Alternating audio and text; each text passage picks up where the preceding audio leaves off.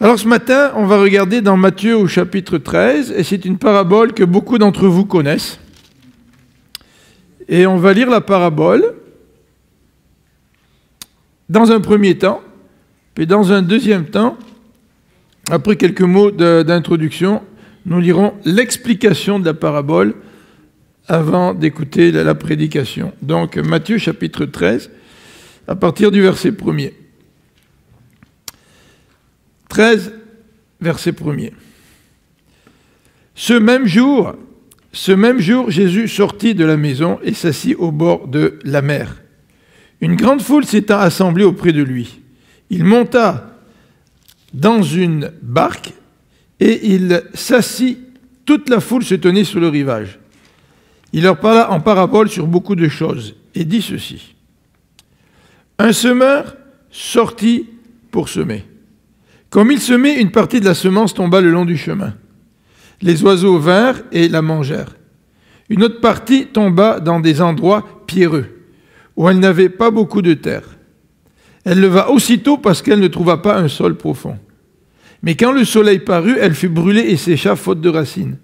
Une autre partie tomba parmi les épines. Les épines montèrent et l'étouffèrent. Une autre partie tomba dans la bonne terre.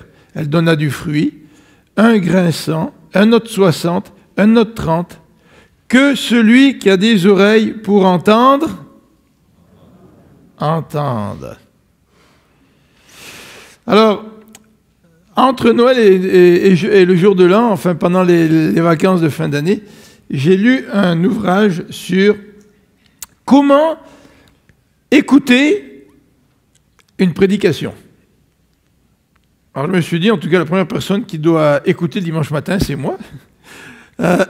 Mais j'ai cherché un ouvrage sur comment écouter des prédications, et j'ai eu beaucoup de difficultés à en trouver. Mais dans sa providence, le Seigneur a permis que dans mon bureau, j'ai un livre sur le sujet. En fait, j'ai un ami pasteur qui m'a donné pas mal de livres ces derniers temps. Et ce livre-là faisait partie des dernières boîtes qu'il m'a données. Et donc, j'étais très intéressé à lire ce livre qui traite du sujet « Comment écouter une prédication ». Et quand j'ai parlé de ça à Sam, je lisais le livre et puis on s'est rencontrés, Sam et moi, puis j'ai dit « Ah, tu sais, je lis un bon livre, là, c'est vraiment intéressant sur comment écouter une prédication. » Ben, il me dit « Moi, j'en ai acheté un aussi. » Alors, il m'a passé un deuxième livre. Et le deuxième livre que Sam m'a passé traite ou fait allusion au premier que j'ai lu. Alors, le livre a été écrit par Jay Adams, pour ceux qui connaissent ce fameux auteur et prédicateur, pasteur, enseignant. Et dans son livre, Jay Adams, ainsi que le livre qui a été écrit plus tard, que Sam m'a passé, les deux auteurs précisent qu'il y a très peu de livres qui sont écrits sur comment écouter la parole de Dieu, comment écouter la prédication. Et Jay Adams a été professeur dans les séminaires et il a donné des cours d'homilétique, c'est-à-dire comment prêcher. Et aujourd'hui, il y a beaucoup de livres sur la prédication. Comment étudier la Bible? Comment faire des plans de prédication? Comment prêcher? Il y a beaucoup de livres. Et Jay Adams disait ceci, si nous prenons la Bible met énormément d'importance sur la nécessité de bien écouter la parole de Dieu. Par contre, elle ne parle pratiquement jamais sur comment prêcher. Surprenant.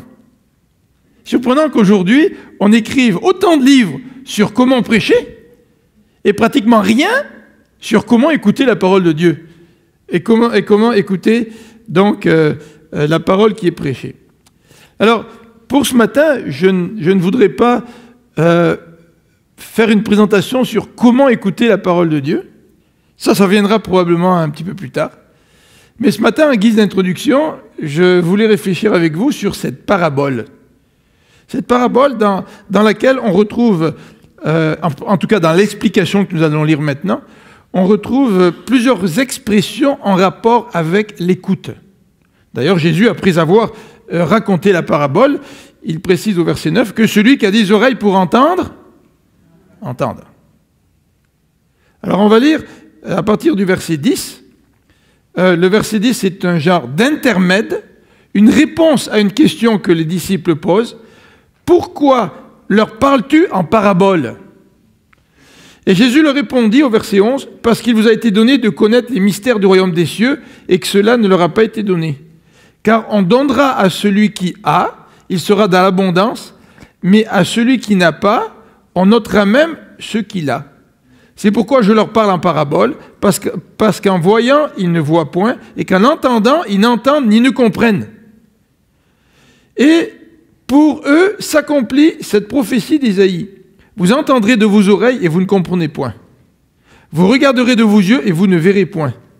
Car le cœur de ce peuple est devenu insensible, ils ont endurci leurs oreilles et ils ont fermé les yeux de peur qu'ils ne voient de leurs yeux, qu'ils n'entendent de leurs oreilles, qu'ils ne comprennent de leur cœur, qu'ils ne se convertissent et que je ne les guérisse. » Alors ça c'est fort comme parole.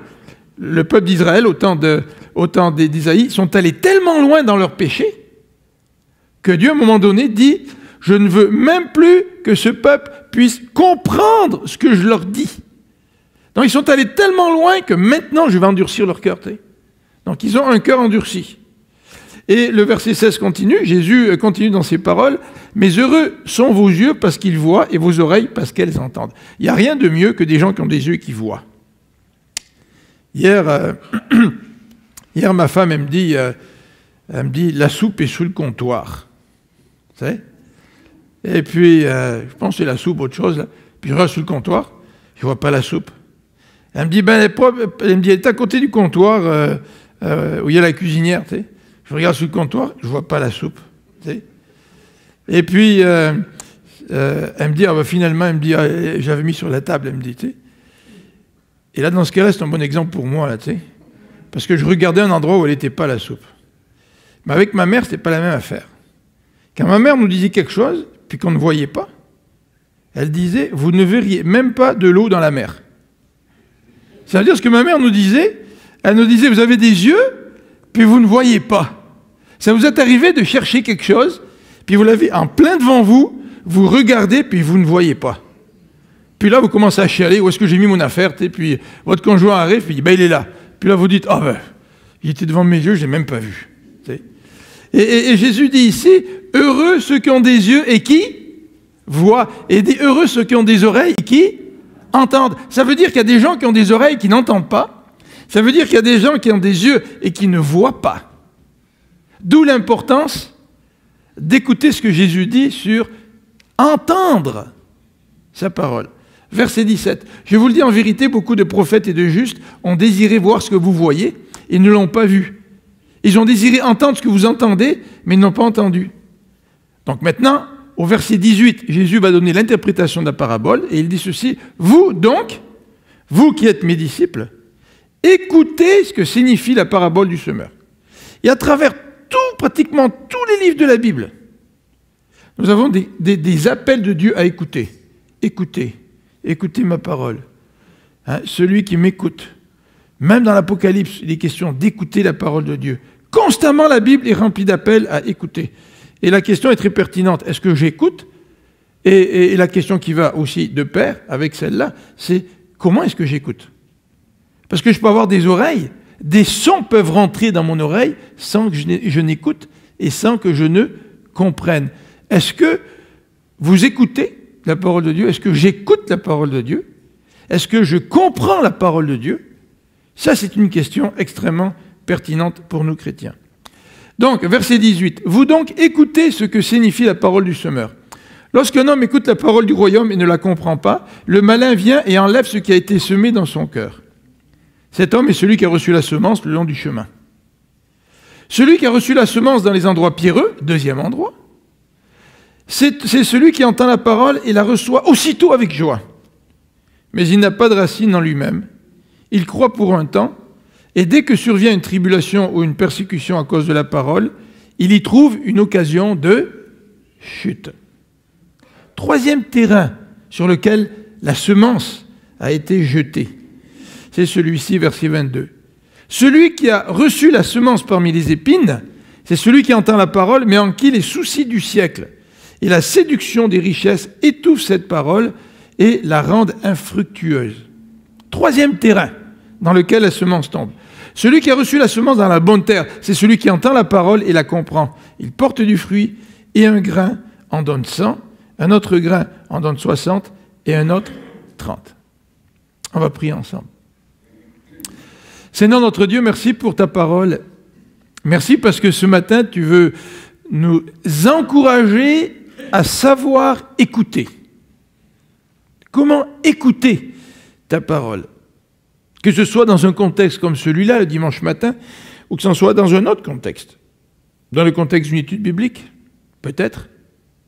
Peut-être dans le contexte où nous nous trouvons dans notre voiture et que nous écoutons une émission chrétienne à la radio. Que ce soit, Seigneur, en parlant avec une frère ou une sœur, ou avec un frère ou une sœur qui nous communique ta parole. Seigneur, ce matin, tu veux que nous puissions réfléchir ensemble sur ce sujet-là. Comment entendre la parole de Dieu? Mais pas juste entendre pour comprendre. Entendre pour porter du fruit. Donc, te demandons, Seigneur, comme le dit le prophète Ésaïe, de faire de notre oreille ou de nos oreilles des oreilles de disciples. Le disciple entend, écoute, comprend et met en pratique. Donc, sois avec nous ce matin, Seigneur. Amen. Donc, le titre que j'ai donné ce matin dans notre prédication, c'est le suivant, bien simple, « Écouter pour porter du fruit ». En fait, si nous regardons l'interprétation de la parabole au verset 33, celui qui entend la parole et la comprend, il porte du fruit. Soit il en porte 100, c'est-à-dire un grain en donne 100, un autre en donne 60, un autre en donne 30. C'est assez extraordinaire, puisqu'en Palestine, un grain, en général, selon la terre de Palestine, en donnait 8. Mais ici, Jésus, dans sa parabole, multiplie la production de fruits, n'est-ce pas, suite à cette semence qui a été plantée. Alors j'aimerais regarder avec vous les 3 premiers cœurs, les 3 premiers terrains dans lesquels la semence a été plantée. Ensuite, j'aimerais regarder le dernier terrain, c'est-à-dire le cœur productif, celui qui sait entendre la parole de Dieu, celui qui a des oreilles pour écouter et qui écoute la parole de Dieu. Tandis que les 3 premiers cœurs sont des cœurs qui ont de la difficulté à entendre, qui n'entendent pas vraiment. Ce sont des cœurs qui sont improductifs. Alors, je vais y revenir tout à l'heure, mais l'écoute est extrêmement importante dans la Bible. L'accent est mis sur la responsabilité d'écouter. Et l'accent n'est pas mis sur celui qui enseigne, mais l'accent est mis sur celui qui écoute. Et l'accent est primordial. Donc, quelle que soit la personne qui nous parle, si Dieu nous envoie quelqu'un, que ce soit un voisin, un étranger, que ce soit quelqu'un avec qui nous avons moins d'affinité, du moment que la parole de Dieu elle est prêchée, bien notre responsabilité, c'est de l'écouter. L'accent est mis sur celui qui écoute, et non sur celui qui proclame.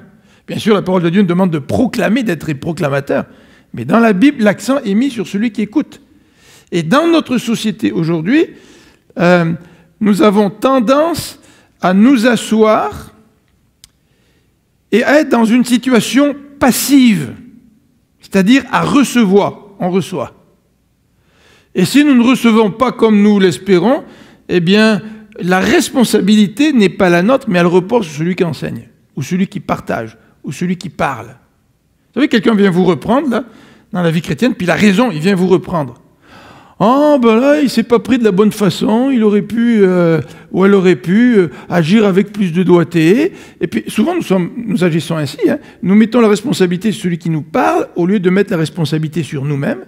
Et même si la personne n'a pas utilisé tout le doigté qu'elle devrait avoir, si ce qu'elle dit est la vérité, nous aurions tout intérêt à recevoir cette vérité et à la mettre en pratique. Combien c'est facile pour nous de rejeter la faute sur les autres? Alors que dans la parole de Dieu appelle celui qui écoute à vraiment être actif dans son écoute et à mettre en pratique ce qu'il entend. Pourquoi? Pour porter du fruit. Alors regardons ensemble le premier élément 3 cœurs improductifs, versets 19 à 22. Tout d'abord, le verset 19 nous dit que le semeur part pour semer. Et le texte, en tous les cas, dans le contexte, semble dire que le semeur, c'est le Fils de l'homme qui parle du royaume des cieux. Mais le semeur, c'est toute personne qui communique la parole de Dieu. Le semeur, ce n'est pas simplement celui qui enseigne comme moi le matin, là. C'est toute personne. Vous êtes des semeurs lorsque vous proclamez la parole de Dieu. Et lorsque quelqu'un vous parle et vous communique la parole de Dieu, vous devenez un sol. Vous devenez un terrain. Et le premier terrain, ici, nous décrit celui d'un auditeur qui est, dont le cœur est stérile. C'est-à-dire un auditeur qui entend sans mettre en pratique. Un auditeur dont la terre n'est pas assez bonne pour que la semence c'est la parole de Dieu, la semence qui tombe dans le cœur de cette personne-là ne peut même pas pousser, avoir des racines, puis produire une belle plante, n'est-ce pas? Elle ne peut pas. Et Jésus dit au verset 19, « Lorsqu'un homme écoute la parole du royaume et ne la comprend pas, le malin vient et enlève ce qui a été semé dans son cœur. Cet homme est celui qui a reçu la semence le long du chemin. » Alors, qu'est-ce qui caractérise cette personne? C'est certainement son indifférence, son incompréhension. Il écoute, mais il ne comprend pas. En fait, la parole, elle ne rentre pas vraiment dans sa vie, dans son cœur. Et bien des gens entendent la parole et sont complètement indifférents. Tu leur parles d'évangile, complètement différent.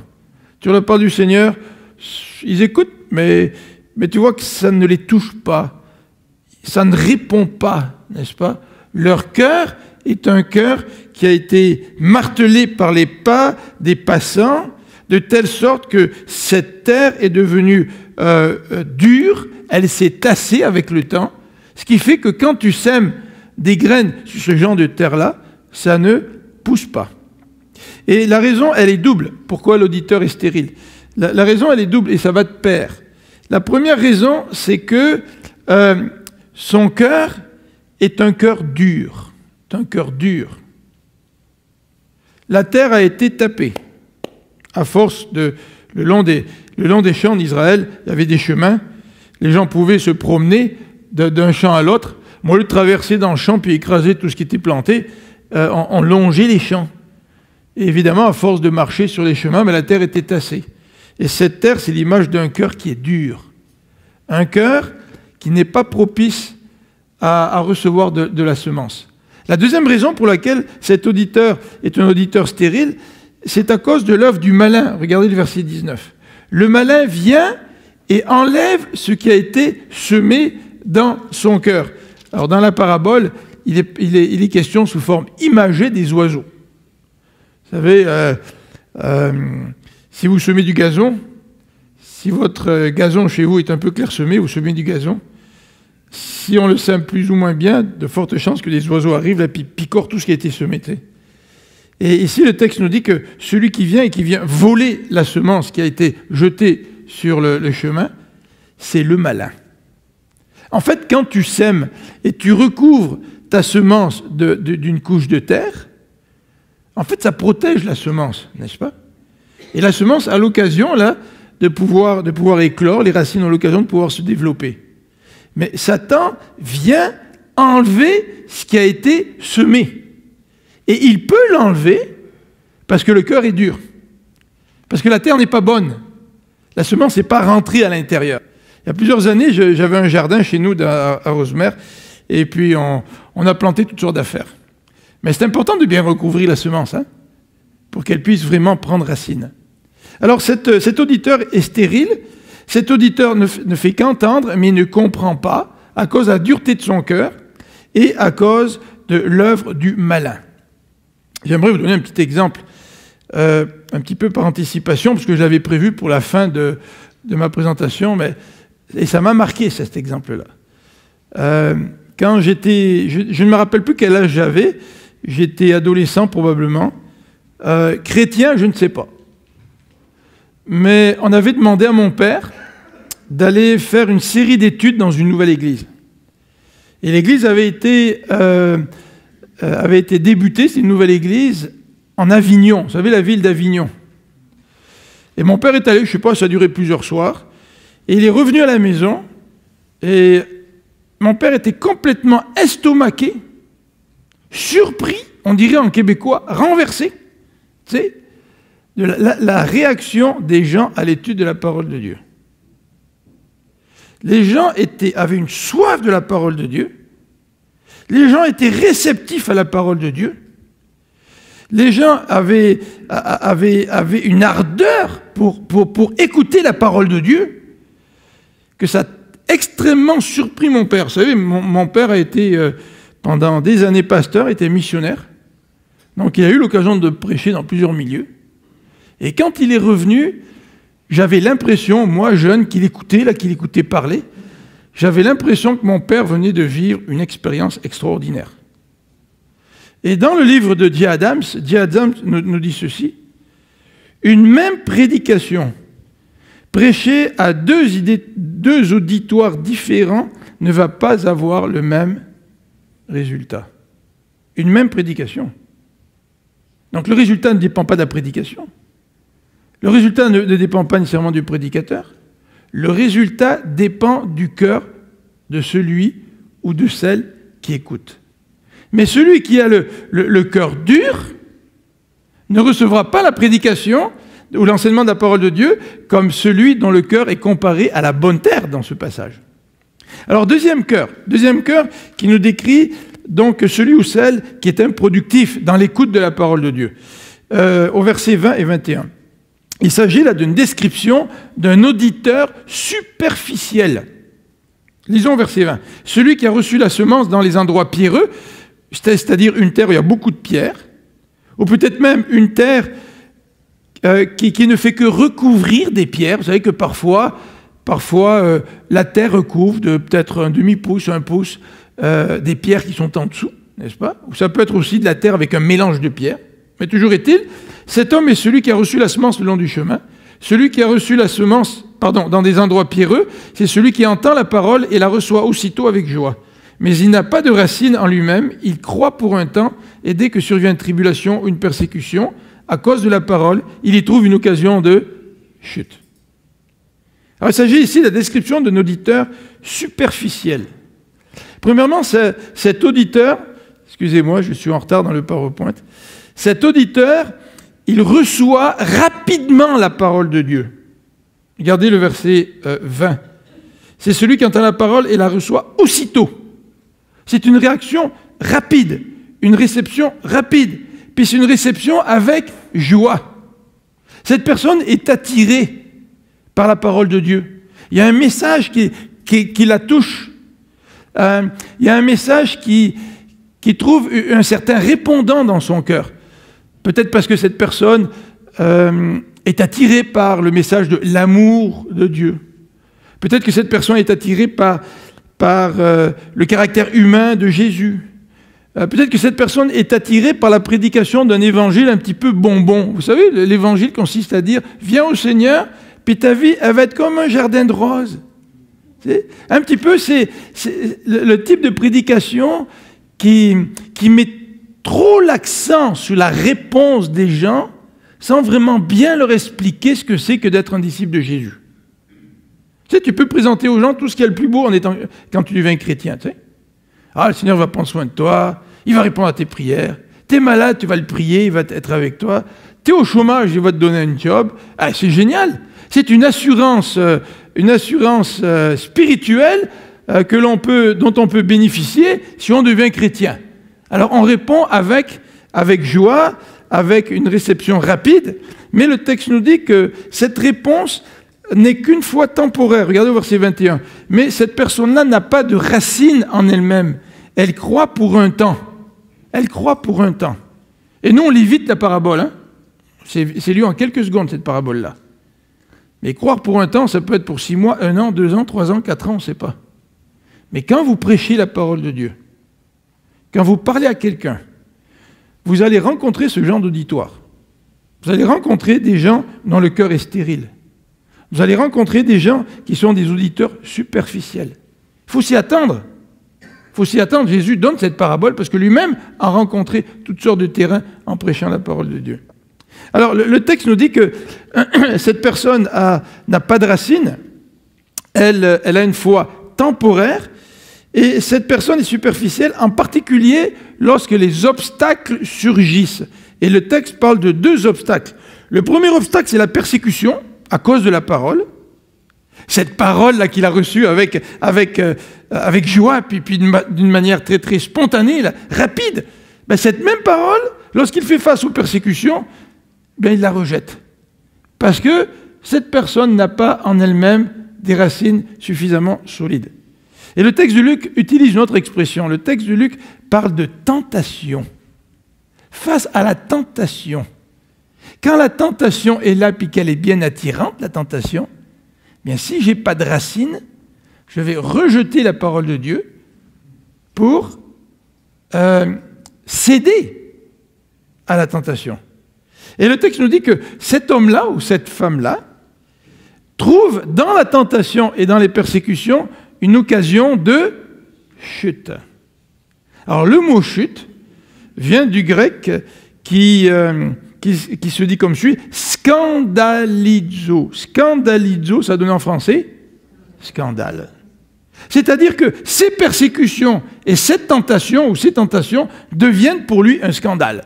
Il trouve ça tellement scandaleux, ce qui lui arrive, qu'il décide d'abandonner la parole de Dieu.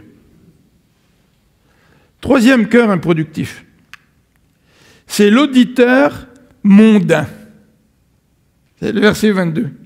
Celui qui a reçu la semence parmi les épines, vous savez, la semence tombe parmi les épines, puis la semence a du mal à pousser parmi les épines, parce que les épines étouffent la semence.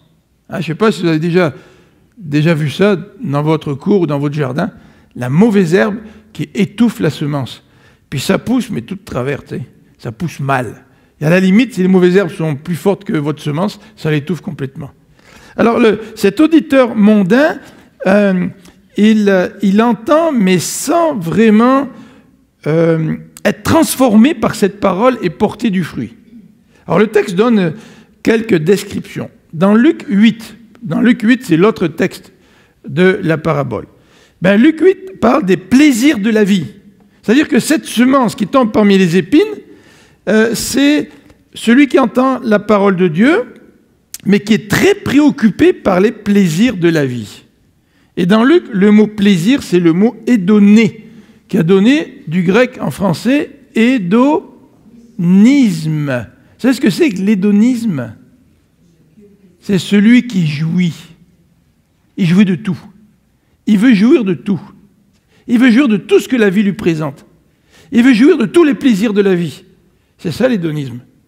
Et quand tu veux jouir de tous les plaisirs de la vie, eh bien à un moment donné, ces plaisirs-là étouffent la parole de Dieu dans ton cœur et t'empêchent de produire du fruit. Deuxième description, on la retrouve dans Matthieu 13 au verset 22, dans notre texte de ce matin.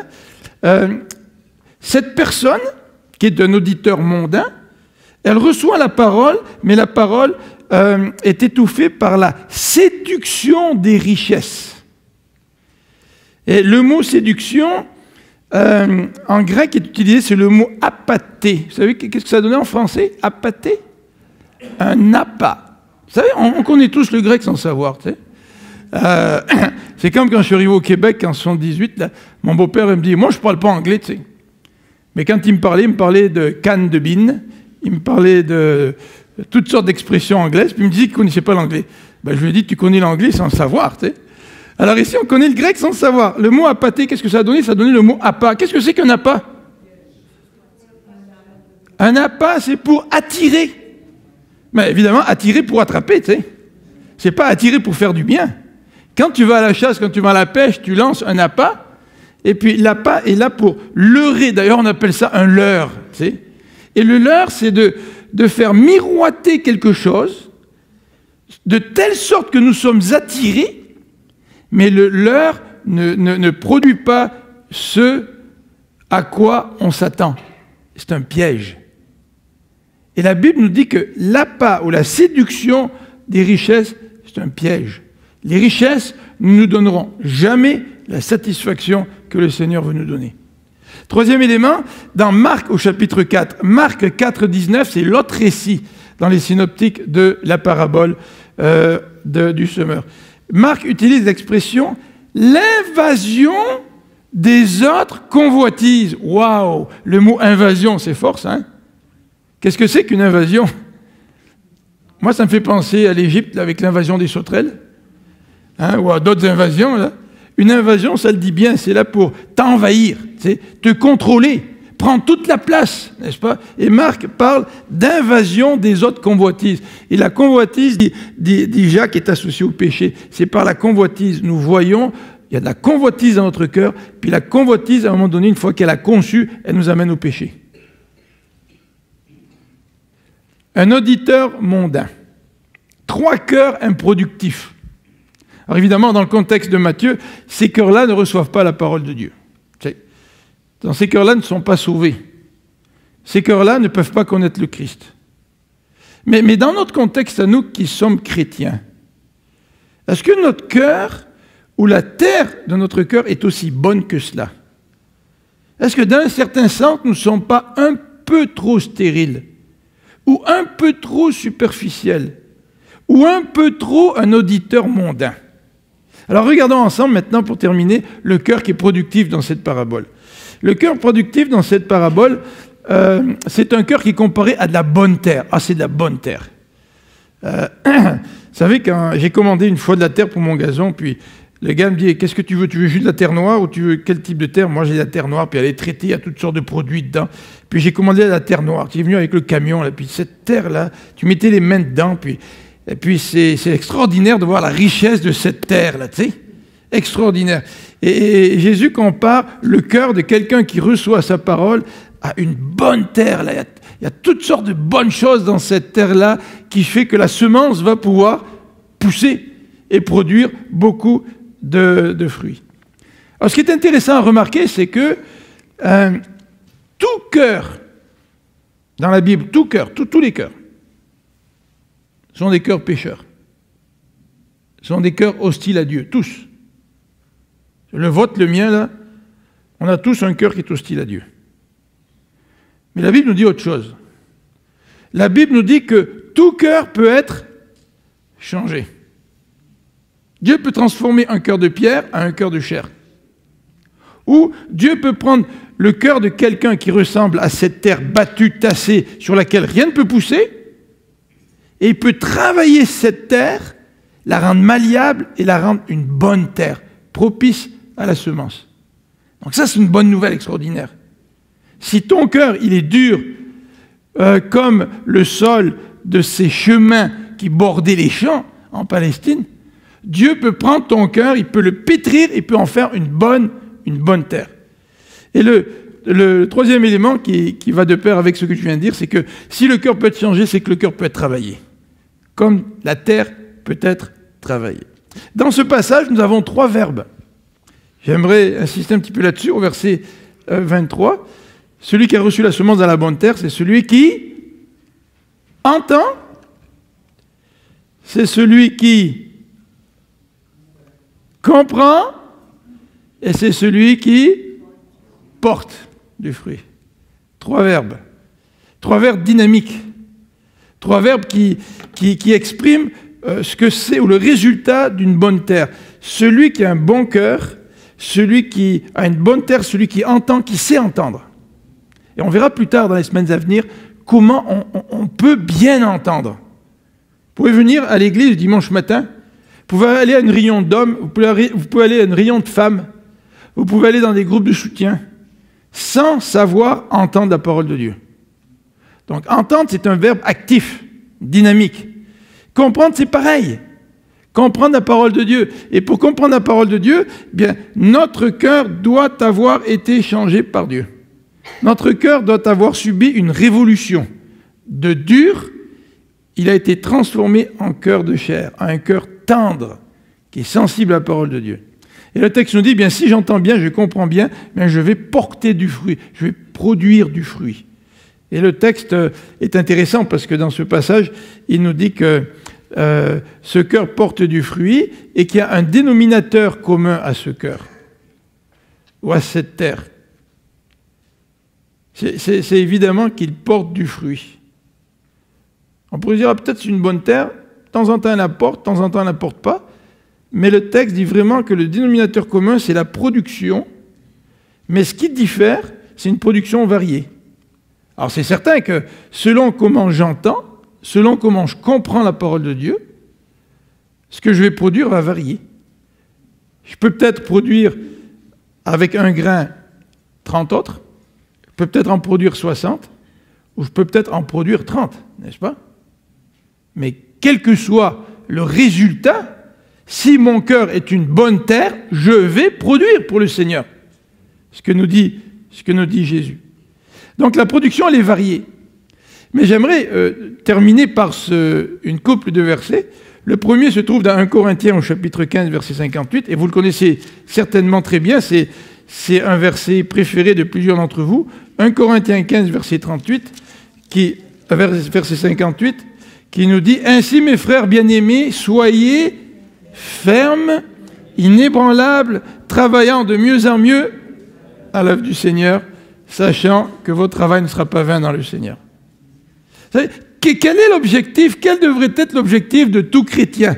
De tout chrétien dont le cœur est un cœur de bonne terre, là, un cœur sensible.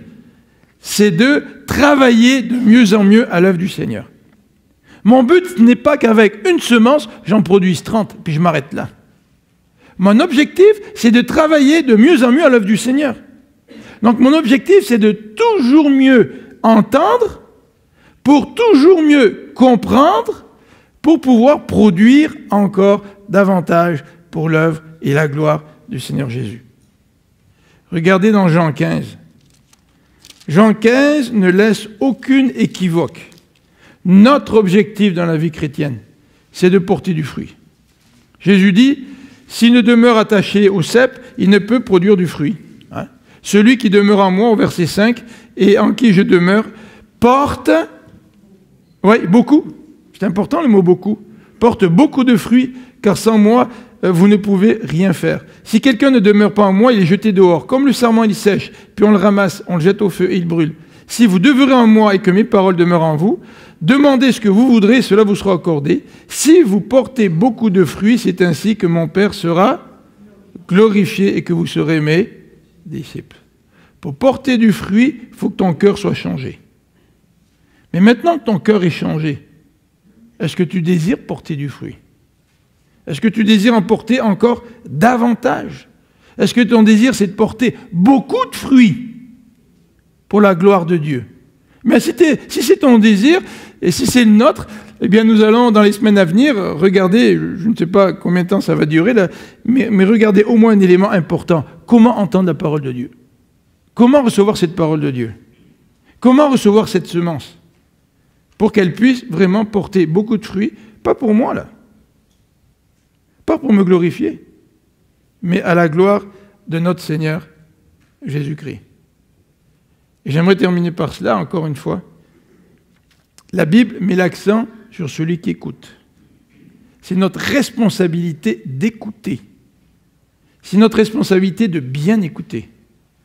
Vous savez, ça m'a vraiment frappé parce que le premier dimanche de l'année, c'est notre frère Vincent qui a prêché. Vous vous rappelez? Vincent a prêché. Et puis à l'église, quand il y a d'autres frères et sœurs qui prêchent, ben pour moi c'est un sujet de joie, parce que on étudie les textes ensemble, et puis je leur donne un coup de main, tu sais. Puis quand le dimanche arrive, puis qu'ils les entendent, là, je suis vraiment content de les entendre, puis je vois le travail qu'ils ont fait, tu sais, le temps qu'ils ont mis, qu'ils ont investi pour préparer la prédication, et ça me touche particulièrement, tu sais. Dans le livre de J. Adams, il a tout un chapitre consacré à ceci. Comment écouter une mauvaise prédication? Ça m'a un peu surpris, tu sais. Dans le sens qu'à la faculté, faculté de théologie, j'ai donc déjà donné des cours d'homilétique, puis quand tu donnes des cours d'homilétique, tu fais passer des examens aux étudiants, et tu es là pour les évaluer. Hein? Et là, tu les écoutes, puis tu te dis, oh, son introduction, elle n'est pas très bonne. Il n'a pas présenté vraiment le sujet, on ne sait pas de quoi il parle. Ou dans sa conclusion, il n'a pas vraiment ramassé tout ça. T'sais. Ou dans tel et tel endroit, ce qu'il a dit, là, c'est pas vraiment ce que le texte dit, tu sais. Oui, il a peut-être parlé sans vraiment trop d'enthousiasme là, dans sa prédication. Tu sais, c'était un peu endormant. Là, et on met tellement l'accent sur l'évaluation de la prédication qu'on oublie que l'importance, c'est de comment écouter. Et quand Vincent a prêché dimanche, le premier dimanche de l'année, Sam et moi, puisqu'on avait parlé de ça, on s'est vraiment posé la question tous les deux, Seigneur, qu'est-ce que tu me dis à travers la prédication de Vincent? Vous savez, quand quelqu'un d'autre prêche, on a des préférences.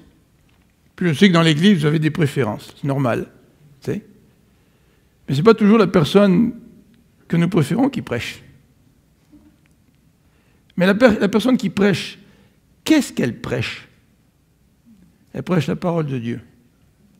Comment t'écoutes la parole de Dieu, indépendamment du serviteur qui enseigne la parole de Dieu? Comment tu l'écoutes? La question est primordiale.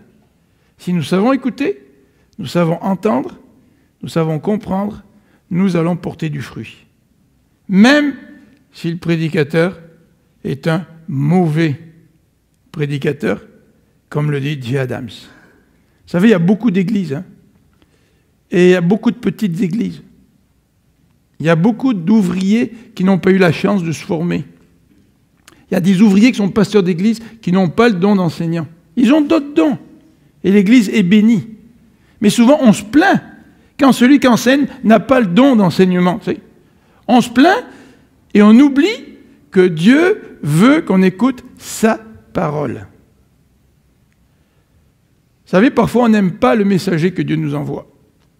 Marie-France le dit souvent quand elle est devenue chrétienne, son père a réagi en décidant de retourner à l'église catholique pour lui montrer à ma femme qu'il était aussi religieux. Tu sais. Et dans une discussion avec son père, ma femme lui a dit à un moment donné, tu sais papa, Dieu résiste aux orgueilleux, mais il fait grâce aux humbles. Dans la discussion, là, tu sais. C'est vrai que ma femme, elle a des fois de la perspicacité. Puis sur le coup, elle ne le savait pas, tu sais. Mais cette parole a vraiment touché le cœur de mon beau-père. Mais aux yeux de mon beau-père, ma femme n'était certainement pas, à cette époque-là, le messager que lui aurait choisi. Et Dieu ne nous envoie pas toujours les messagers que nous aimerions avoir. Mais Dieu nous envoie toujours sa parole. Savons-nous l'écouter pour comprendre et porter du fruit? Prions ensemble.